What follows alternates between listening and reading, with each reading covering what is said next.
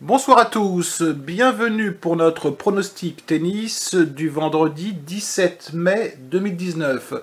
Je tiens donc à saluer tous nos abonnés. Si vous n'êtes pas encore abonné, n'hésitez pas à le faire, ce qui vous permettra de recevoir gratuitement tous nos pronostics tennis, sachant qu'on pose un pronostic par jour.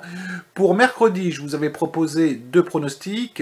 Avec la pluie donc à Rome, nous avons eu un décalage d'une journée. Nous avions en méthode petite cote, mais qu'on appellera maintenant méthode sécurisée, on avait Anisimova contre Bertens. Et en méthode principale, on va en reparler tout à l'heure, on avait Kyrgios contre Rude. Donc on avait donc parié qu'Anisimova ne perdait pas de plus de 6 jeux contre Bertens. La cote mercredi était à 1,60, hier elle était à 1,88. Le pronostic il est passé, Anisimova aurait même pu gagner ce match. Donc ça c'est une bonne nouvelle. La très mauvaise nouvelle pour ceux qui ont suivi le match, c'est Kyrgios contre Rude. Alors on a eu quelque chose effectivement d'assez hallucinant, c'est que Kyrgios a tout simplement abandonné le match par forfait sur un coup de colère. Alors pour ceux qui ont un peu regardé le match, moi je ne l'ai pas vu. Le pari était pas trop mal parti après un set partout. Kyrgios avait d'ailleurs breaké début du troisième set. Il a perdu son service derrière.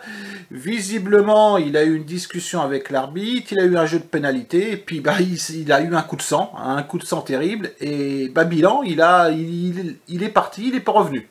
Comme ça, c'est encore mieux. Donc, bon, certains books remboursent visiblement ce match, pas là, parce qu'on n'est pas dans le cadre d'une blessure, mais dans le cadre d'un forfait. Moi, pour l'instant, le bet ne m'a pas été remboursé. On le comptera dans notre méthode en pari perdant. Mais Kyrgios, voilà, quoi. C'est bon, ok, c'est du spectacle, c'est agréable à voir, mais quand on a un pari en jeu, moi, ça me fait plus rire du tout.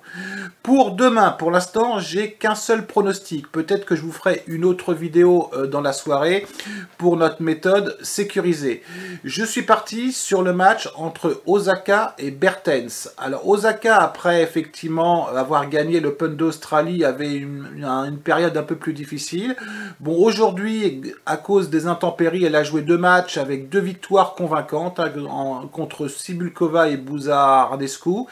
Bertens, après avoir gagné le tournoi de Barcelone, on pouvait s'attendre à ce qu'elle ait un peu de difficulté. Ça a été le cas aujourd'hui, puisqu'elle a gagné ses 2 matchs en 3-7. Moi, j'aurais plutôt tendance, alors le pari est un peu risqué, je vous l'avoue, j'aurais plutôt tendance à partir sur Osaka gagnante. La cote est assez sympa, parce qu'on a une cote actuellement aux alentours de 2. Je vais même être un peu fou, c'est que je vais partir sur 3% de mon capital pour ce match.